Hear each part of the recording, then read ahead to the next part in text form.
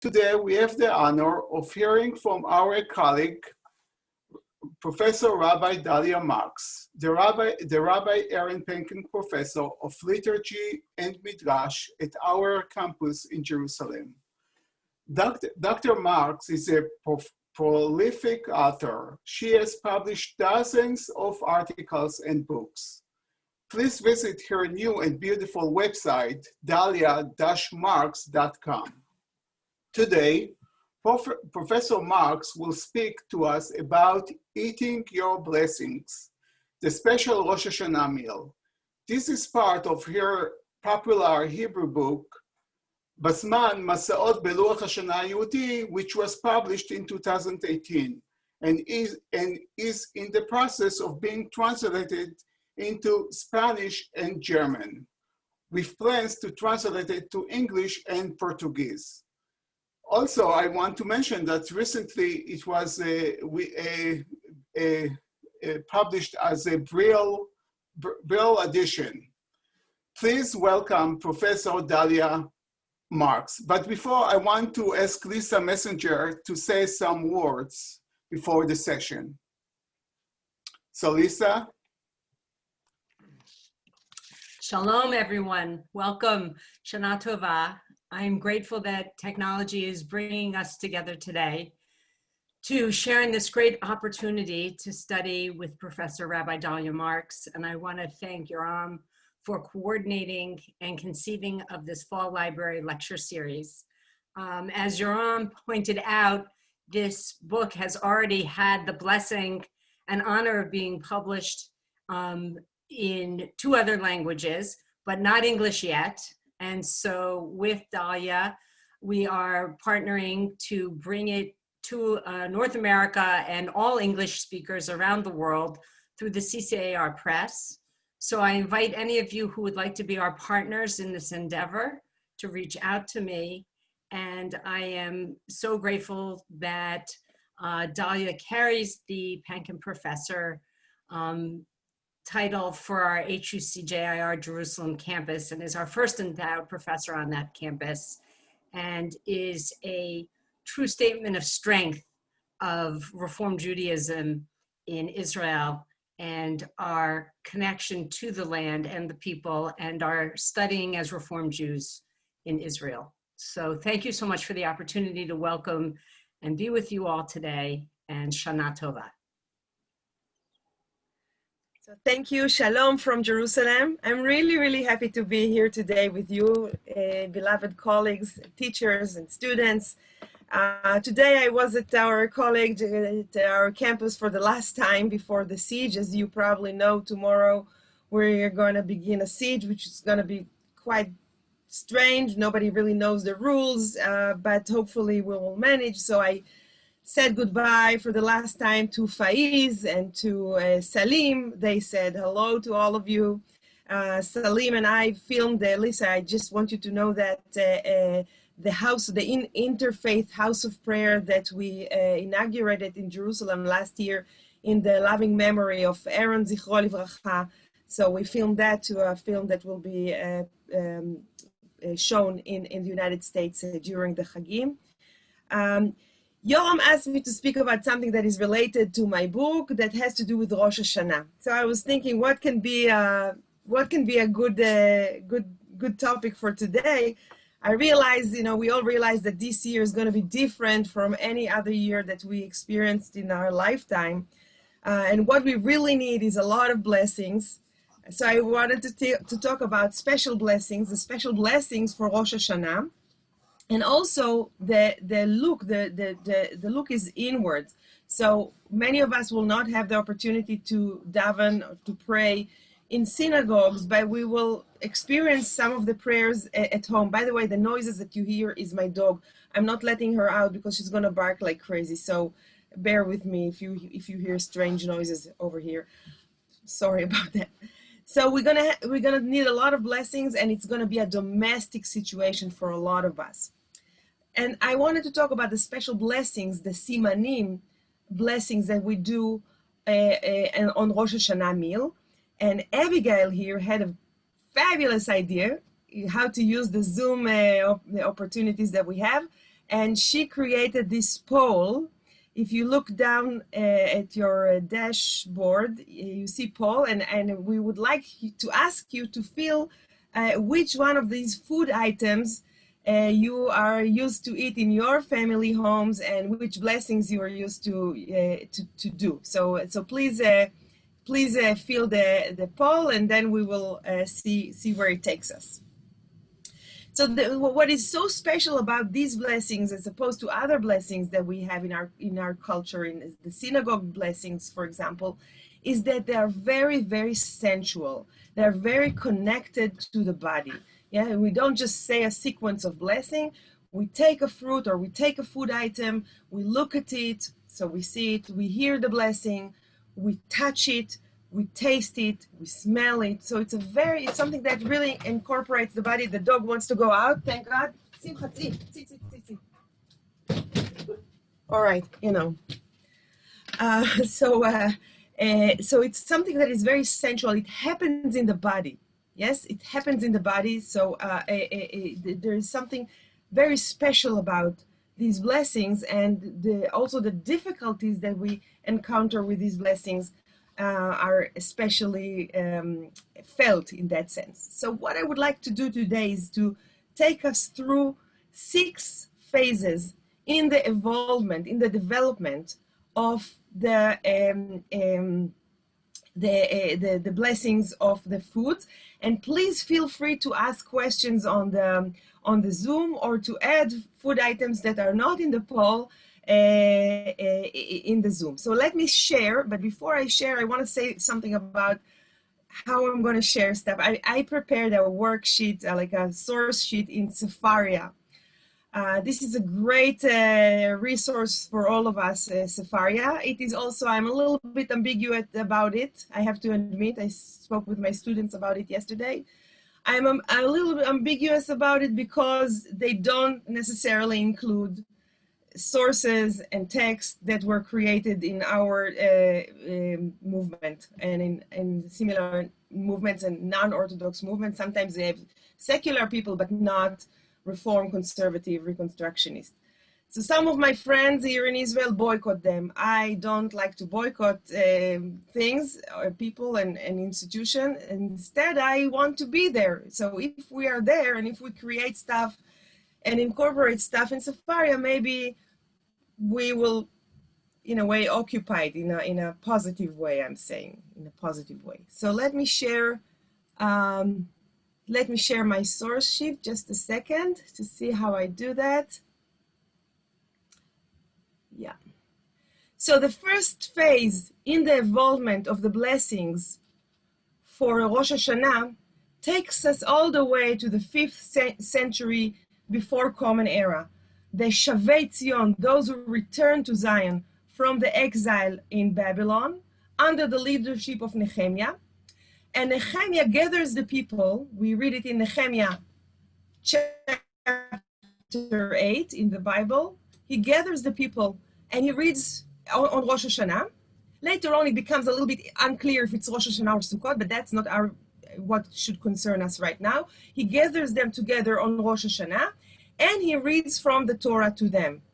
And then something very strange happens. Everybody begins to cry.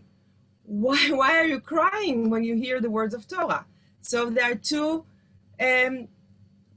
explanations for this crying. One is that they remember the temple, the old people among them remember the temple in its glory, and now none of this exists. So they, out of memory, they start crying. Another explanation that I think may be more reasonable is that once they heard what the Torah requires from them, they understand that they did not keep any of it. So they feel like completely inadequate or sinners. And then Nehemiah says to them, and here is the source sheet. The nice thing about Sefaria is that you can bring the source in one language and it translates immediately in a different language. He, Nehemiah, further said to them, Lechu ichlu mashmanim ushtu mamtakim. Go eat choice foods. By the way, the Hebrew is fat foods because it was considered to be something good back in the day, and drink sweet drinks and send portions to whoever have nothing prepared. By the way, it's like mishloach manot, what we do in Purim, right? For the day is holy to our eternal. And then he says to them, do not be sad, for your rejoicing in the eternal is the source of your strength. ואל תעצבו, כי חדוות אדוני היא מעוזכם. So we hear from that the first stage or the first phase of special foods that you eat on Rosh HaShanah occurred 2.5 millennia ago. Very, very old text. But again, we don't have the names of the foods. There is no liturgical meaning to these foods. There is no ritual that is connected to the foods. And now it takes me to the Talmud Bavli. And here in the Talmud Bavli, you have the source sheet. We're not going to read the whole text, but I want to just share the main idea with you. We have Rav Ami, who's a third generation Palestinian Amora, that gives you some signs how you can prophesize, how you can know what is your lot going to be next year. So, for example, if you want to know if you're going to survive, if you're going to live through the entire year long, you have to light a candle in a dark room where there's no wind blowing. In these 10 days between Rosh HaShanah and Yom Kippur, if the candle still burns, it means that you will survive until the end of the year. And then it gives you advices how will you know if your business will work out, and how will you know if you should go out on a journey. All kinds of things that kind of gives you the sense that maybe it's kind of, it takes you to the realm of magic, maybe it takes you to the realm of witchcraft, things that we normally don't like to connect with our sages. And then the Mishnah is saying something that I think is very interesting in terms of modern psychology. You see, the English and the Hebrew don't really coincide. But so let's see the English here, the sages say about it, and this is nothing. Why? Why is it nothing? Yes, why velav miltahi? This is nothing, all these suggestions, because perhaps one will become despondent and his fortune will turn bad. In other words, maybe someone will see that the signs were bad for him or her, and then they will not believe that something good can come out of this year, and then they will really have bad fortune. Yes, and so in a way, the Gemara takes it from the realm of magic and brings it to the realm of psychology. It's not good for you to do all these tricks because it can affect the way you understand your fortune, your lot, your life, so don't do that. But then for some reason, Abaye, who's a younger colleague of Rav Ami that we saw now, but he's from Babylon, not from Eretz Israel. By the way, I remember that Yoram and I studied Talmud together at university many, many years ago. So it's really good to study with you again here. Now that you have said that a sign is a substantial matter, it is milta, there is something serious about it. By the way, there are different changes in the manuscripts, but we're not dealing with that. Yeah? So he kind of contradicts what the Gemara said about these techniques to know what's going to be your fortune. And he said it is a substantial matter. So here I'm going to give you some advices what you should do at Rosh HaShanah. A person should be accustomed to eat at the start or the beginning of the year, oh my God, gourd, fenugreek, leeks, beets, and dates, or in Aramaic, kara, verubia, karti, silka, vetamare. And here I brought you the picture of these foods. So you see on the left side, you have some sort of pumpkin, and that's the kara. Sometimes you write the kara with aleph in the end. Sometimes you write it with ayin in the end. Never mind. And then at the top, you see some sort of beans that are ruvia or luvia, according to some. And then to the left, you see the selga. It's not selek, it's not beetroot, it's the spinach or mangold, it's these leaves that you may eat. And then you have the kresha or karti, that's the leek, and tmarim, dates. So these are the 5 food items that Abaye proposes that we eat on Rosh Hashanah. Now, he doesn't say why we should eat precisely these foods. And still we don't have liturgy that has to do with these foods. But he says that you have to eat them. Later generations will try to explain why davka these food items. But before we go to this explanation, let's go on the third phase or the third stage in the evolvement of this food, and that takes us all the way to Provence, 13th century. Rabbi Menachem HaMeiri, in his commentary to the Talmud, he says, הרבה דברים הותרו לפעמים שהם דומים לנחש. Many things have been permitted at certain times, although they resemble nachash. Nachash means sorcery or witchcraft or magic, yes? But they're not actual nachash, God forbid, yes? Don't worry, we're not dealing here with the realm of magic. We do something else. What are we doing here? But a symbol that should arouse one's heart to good behavior. That is the case of saying to put on the table on the night of Rosh Hashanah all these foods, kara, ruvia, karti, silka, tamare, yes, the gourds, fenugreek, beets, and dates. And why precisely these foods? Now he cites Rashi that already said some of them grow very quickly, and some of them growth is arduous. So why do we eat them precisely on Rosh Hashanah? Because they are very fast to grow, or they grow in a very impressive way. And this is what we want for Rosh Hashanah. We want to increase in knowledge, in behavior, in wealth, in whatever we need to increase, and we want it to be fast, to be rapid. And so as not to fail like a nachash, it was ordained to say over them words that arouse to repentance. תקנו לומר עליהם דברים המעוררים לתשובה. Yes? So here what we get from HaMeiri, we get from him 3 things. First of all, he explains to us, this is not about sorcery. Of course, this is a little bit apologetic explanation, maybe. Second, he explained us why precisely these food. And third, we see for the first time that we have to say something about them.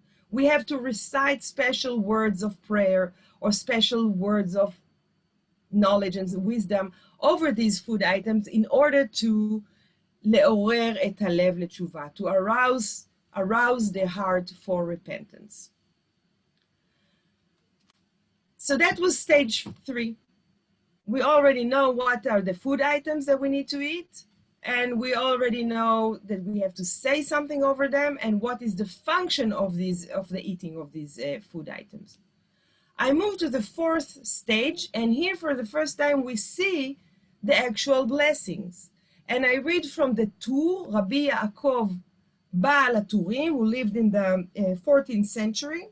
He was born in, he was born in the 13th century in Ashkenaz, in Germany, and he died in the 14th century in Toledo, in Spain, so he kind of knew around.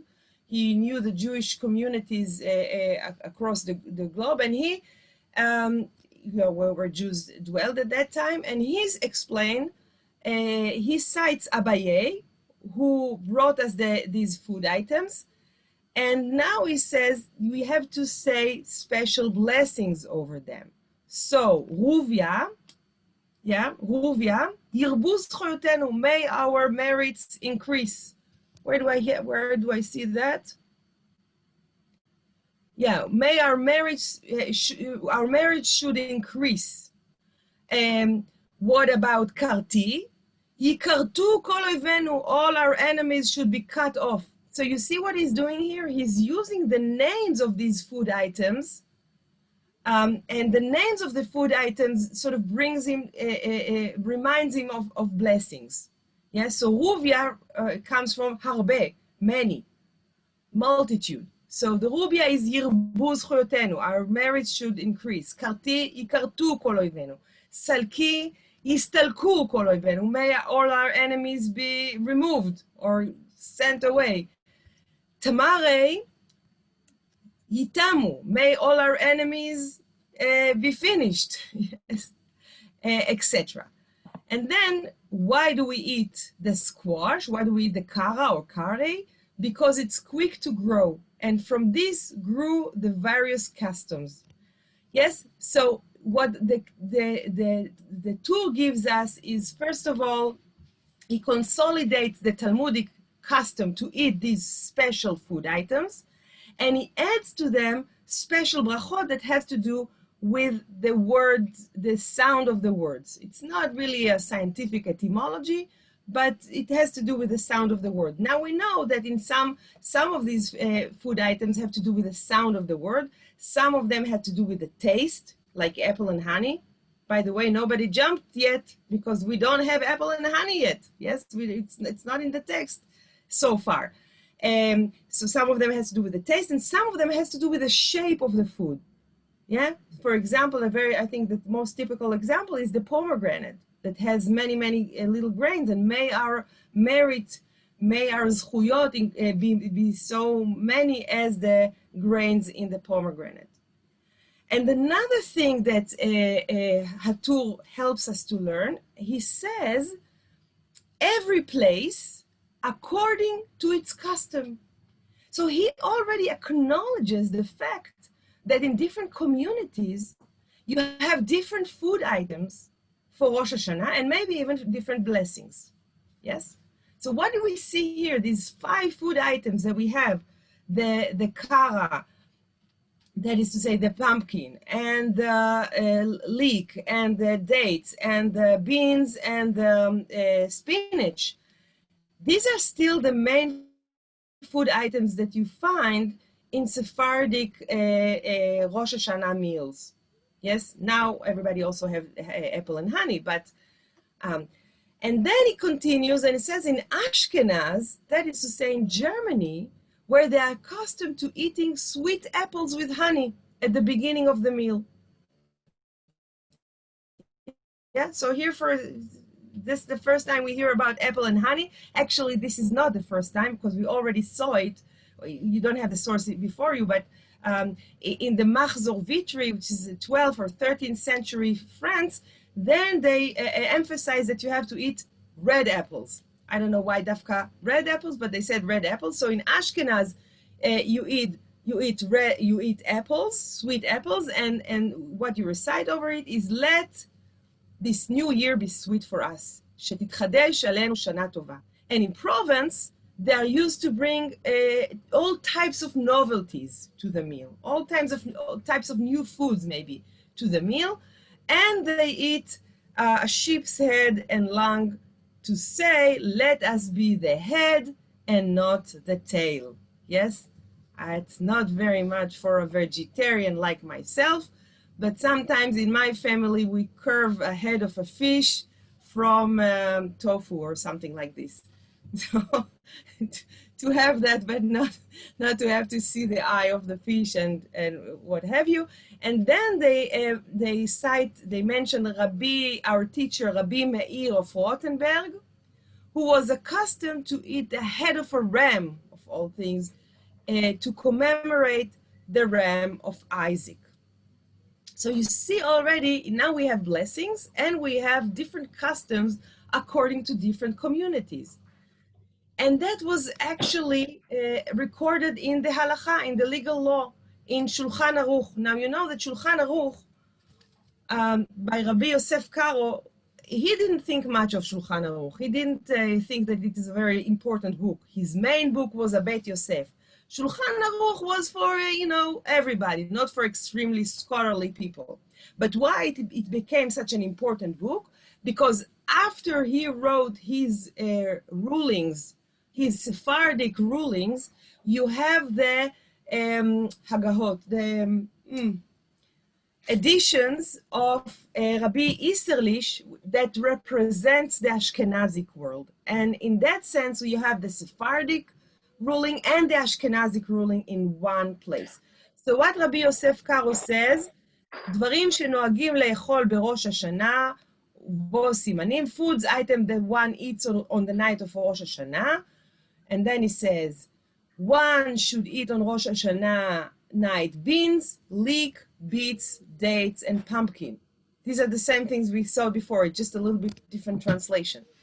And as one eats beans, that is Ruvia, one should say, may our merit increase, Yirbu. Yeah, you see Ruvia and Yirbu, it sounds similar. When you eat leeks, Karti, one should say, may our enemies be wiped out, Ikaretu, like the Karti, sounds the same. When you eat dates, you should say, God, may our enemy disappear, Itamu. When you eat pumpkin, Kara, you should say, may our judgment be ripped off, Yikara. And may our merits be called out, Yikaru, before you. So now you already see, and I wonder if someone already wrote it in the chat, but for a lot of people, this is a very annoying moment. This is a very difficult moment because at the night of Rosh Hashanah, everybody's together. We eat these special foods. We prepare them so nicely and everything. It's like a Seder night, yes?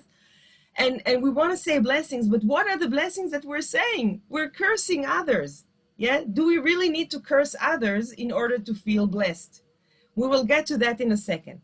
Now we have the Rama, the Rabbi Moshe Isserlich addition to that, and he says some have the custom of eating sweet apple and honey. We already saw it in the tour, and saying, may a sweet year be renewed for us.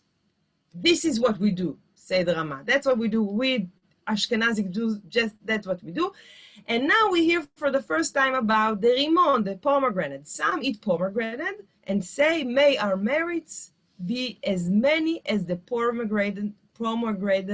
pomegranate seeds. Yes, according to our tradition, I don't know if anybody ever tried to count, but according to our tradition, the pomegranate has 613 little seeds in it. And the 613 seeds in the pomegranate represents the 613 commandments that we have in our tradition. And we are accustomed to eat fatty meat and all sorts of sweet. And then he continues, that's the Rav Karo again, it is accustomed to eat a hand of lamb, saying, let us be head and not tail. And it also remembrance of the ram of Isaac. By the way, it's interesting to think about it, to be a head and not a tail. Yeah, this is the Rosh Hashanah. How can a round year have a Rosh, right? How can something that is completely round has head? And if you think about it, the head and the tail meet, yes? They meet together, actually. So we don't want to be a tail, we want to be a head, but then this is the blessing here. And the Rama, the Ashkenazic Jews, also add us some interesting information for your knowledge. He says there are those who are careful not to eat nuts, egozim. As the word egoz in Gematria, the numerical value of egoz is like chet, sin. So people don't like to eat egozim, nuts on Rosh Hashanah, some people, although it doesn't really work in the numerical value, but let's put it aside. You have to drop the aleph to make it work, but you know, with the Gematria, if it doesn't work, you add an egg and you stir and then it's gonna be okay. And Harema also gives us other minhagim that we don't see in the Sephardic world. One of them is the tashlich. Yeah, you go to the river and you say special verses and you symbolically throw your sins to the sea. And I know that Dr. Saracen is here and I learned about the sympathetic magic that has to do in this custom of the tashlich from him. So it's a great honor to have you here. And of course, feel free to join and say whatever you want to add to our discussion. And another custom that we have here is that people don't sleep. There are many people who don't sleep on Rosh Hashanah. And that's the correct thing to do. Yeah, you don't want your fortune to sleep on Rosh Hashanah, so you stay awake all night.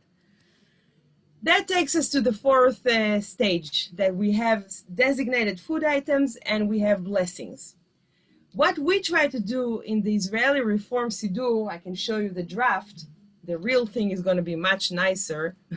We hope that it will, well, now it's in the printing house, but who knows with the situation of this closure now.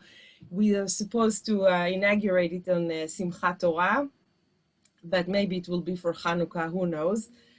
So we try to take these blessings and change them into a positive language. Instead of cursing others, we want to increase blessing in the world. We want to think positively. I think this is one of the things you see in the Reform movement. In order for someone to feel happy about being a Jew, you don't have to thank God for not creating you a non-Jew. Yes, so we want to thank for what we are and what we have. We want to think in a positive way. And I think this year, more than ever before, I think we know that if we're okay, in order to be okay, everybody has to be okay. Yeah, the COVID-19 doesn't know limits or borders or boundaries of race or ethnicity, of nationality or geography. If the world is going to be okay, then everybody's going to be okay, and if not, then we're in trouble. So we wanted to say a positive set of blessings instead of negative sets of blessings. So that's stage 5. We take these blessings and we transform them into positive language. So instead of Yitamu kol oivenu, may all our enemies be finished, we say Shim timtak lanu hashana, may we have a sweet year. May our year be sweetened to us. And I don't want to read all these texts because I don't have English translation, but you have the text, you have the link to the text in front of you. So that's stage 5. And by the way, halachically, this is not a big issue because these are not halachically designated blessings. It's a yehi ratzon, it's application. It's not a blessing in the serious strict liturgical way, that is to say Baruch Ata, etc. Although in my family there are some people who really are not very, very Jewishly knowledgeable, but they say, no, we have to say what's in the Siddur. We have to say what's in the book because it's written there. What can I say? Let's take a look at the poll and see what kind of food items you have. I suspect that many of the people in this room are of Ashkenazic descent. Maybe you not, Yoam. So let's see if we see the other the food items that are known in the Sephardi communities. So we have, everybody sees that? Abigail, everybody sees it, good. So apples and honey, we have 98%. Wow. Sweet challah and honey, 88%. That's not so big in Israel, by the way. I remember it from my German grandmother, but a lot of people here don't have that. Pomegranate, that we saw that it was one of the latecomers to the list of blessings, 38%. Dates, 15%. Pumpkin, 8%. Leeks, 5%. Great albondigas you can make from leek, really good. Sheep or fish head, 13%. That's more than I would think. Carrots, we have 20%. Beans, 3%. And spinach, 5%. Wow, that's a nice diversion. By the way, how did we get to have carrots? I saw quite a few people here eat carrots on Rosh Hashanah. We never saw carrot in any of these lists. How did we get to carrots? So this is actually a very interesting story, I think, that I heard from a chef called Shmuel Holland, and he said that when the Ashkenazic Jews saw the list of things that you have to eat, they didn't know what ruvia means. Ruvia or luvia in Arabic you call it. They didn't know what it is. But they understood it's ruvia, the beans, has to do something with harbe, with many, with plenty. So they said, we need to find something in our language that represents many. So how do you say carrot in Yiddish or in German? Meren, meren. Meren is like more, many, a lot. So they started to eat meren, carrots, in order to say that we should be increasing, that we should be many, we should multiply, etc. So this is how we got the carrot. Now, when Ashkenazic people started to immigrate to Palestine, to Eretz Israel, the Gra students or the Hasidic immigration waves, they brought the carrot with them for Rosh Hashanah. But the Sephardic Jews who dwelled here already said, what's this? They didn't know the Yiddish word. They knew the word gezer. So they say, oh, gezer. That's a nice thing. We can use it for Ikara roa gzar dinenu. May our bad decree be torn. So gezer gzar din sounds like gzar din decree sounds like gezer, carrot. So this is how we got the gezer also in communities that don't know that gezer in Yiddish means mer and it means more. Yoram, let's open to questions. If we have questions or additions in the chat, do we have questions or?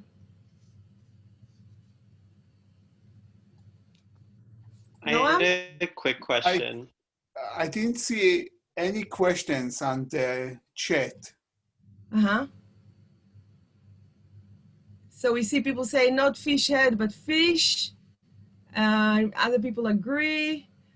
Using head of goldfish crackers, that's also, or gummy fish, nice. Have to admit, brought the beans before I knew, great. Round coins for prosperity is my family tradition. Maybe you refer to the gezer. And Serena, I'm not sure the origins exactly, but my grandpa, it makes tzimis. Yeah, tzimis with carrots, exactly. So that's pretty much, yeah, that's why the Ashkenazic eat carrots. Chopped dried fruit in the challah. Wow, that sounds really nice. Did someone say they have a question? I had a question. I was wondering if the use of the word nachash in place as like a word for sorcery has to do with the Garden of Eden and the idea of a snake telling us to eat precarious fruits or fruits that will cause us danger. I think that you're right that the word nachash is sorcery or witchcraft or however you want to call it, and nachash, which is a snake, are etymologically related. So it makes sense that since nachashim, you already see it in the book of Exodus, with all kinds of sorcery that was made with nechashim, with snakes, it can come from the same etymology, although it has to be researched more. What exactly is the relationship? But I think it is related, definitely. Do we have someone else or anything else that we want to add so far? So I think the Nachash related to Nachash and Nechoshet that Moshe created by the order of God to stop the Magafa. The plague of the Nechash, of the snake. Yes. Mm-hmm. Dalia, I just sent you one more question that we got from someone. Yes? It's in your chat there. Oh, okay. Can you say a few words on the mixture of the folk or naive and its entry into the halachic ruling? Yeah, I think this is a clear case that it's a bottom-up kind of evolvement. It's very clear that it came from the people, and then it got a rabbinic stamp on it saying, hey, this is not sorcery. It's only we eat them and we say things about them in order to bring us to think about repentance.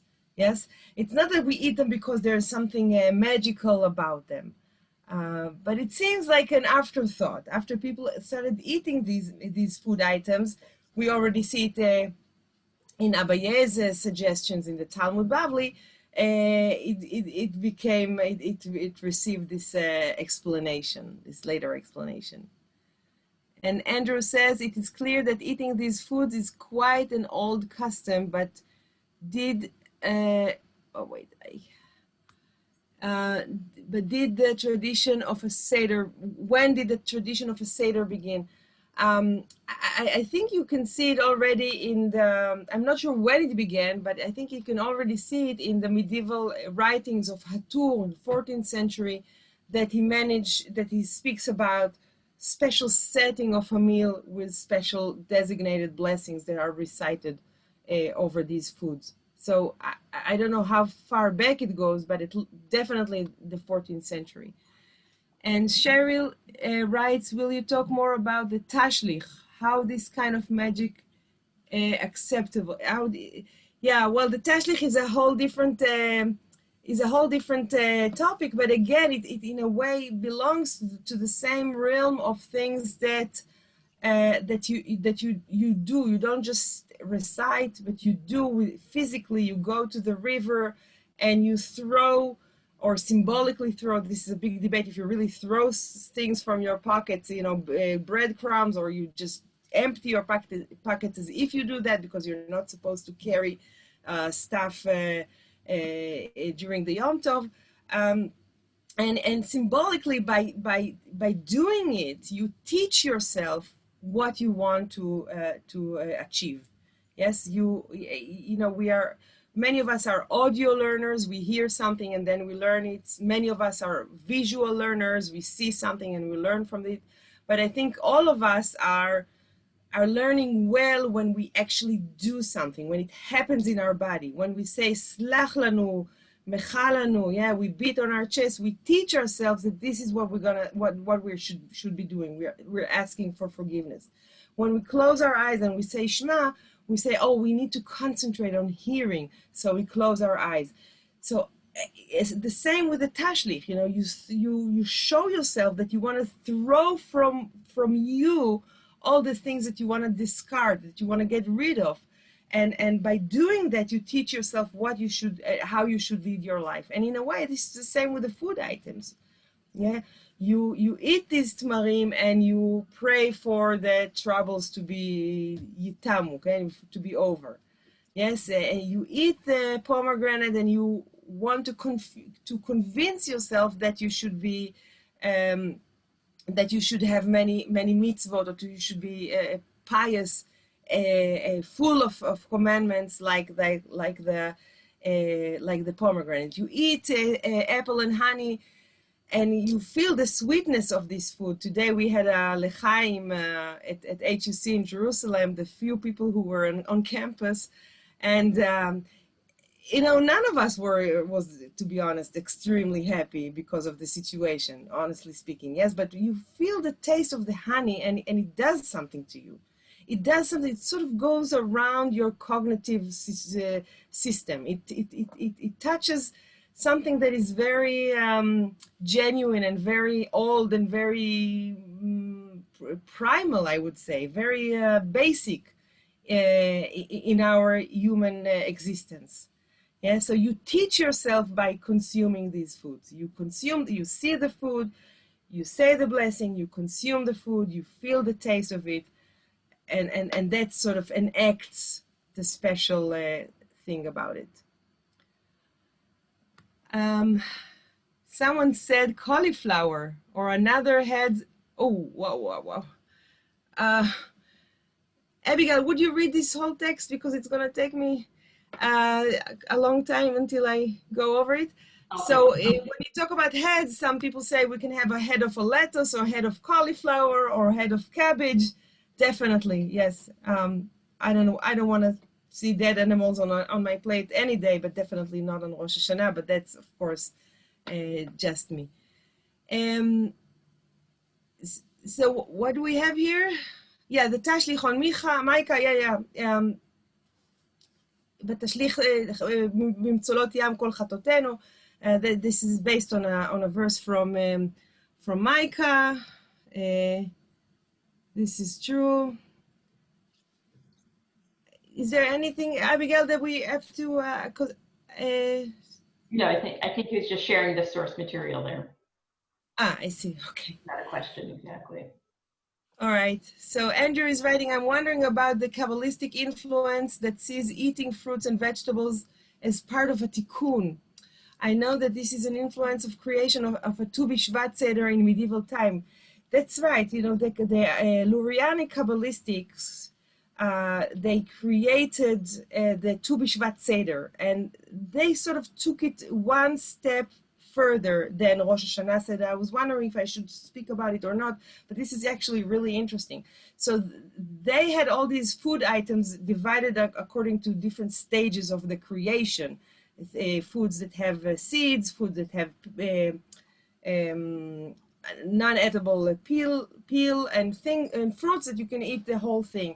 And they held the fruit and say special verses over it, and special midrashim over it, and special Kabbalistic ideas of it, and then they consumed it. And by the consumption of the fruit, they believed that they enact tikkun olam, the repairing of the world, through this special ceremony, which is something, it goes deeper, or it goes to a different realm than the Rosh Hashanah Seder, that is just saying these special blessings over this food. The idea of the Kabbalistic ritual is that you have what they call hitaruta deltata. This is the Aramaic phrase that means that we begin the process of tikkun from below upward.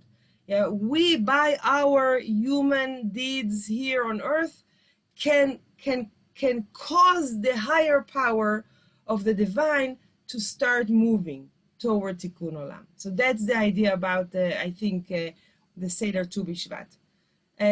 Rick, if you're still here, I'm happy if you want to add something or share something.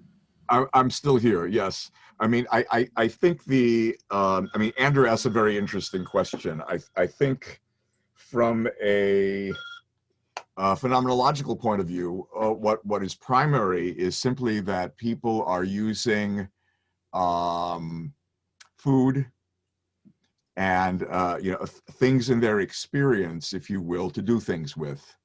I mean, obviously the Rosh Hashanah Simanim, the development of this begins earlier than the Kabbalistic materials. But again, Ritual 101, that is to say, you work with what you have, right? And you give it additional meanings. So the Kabbalists in this respect are building on the kinds of actions that people were doing previously. You've got foods, you can, what are the additional significances that you can attach to these foods or to the act of eating? You are what you eat, right? Mm-hmm. You become the blessing. Right, yes. Thank you so much, Rick. I would like to conclude, and thank you for this contribution. I would like to conclude. You have more material here that we're not going to cover now, and there's a beautiful short film that the IMPJ created for these simanim. I don't want to show it now because the YouTube is not going to like us, and it's going to kill the recording. I have a bad experience. But I want us to go to stage 6. We spoke about 5 different stages. So the stage 6, I think, is to create your new brachot, to bring all kinds of food items and say special brachot over them.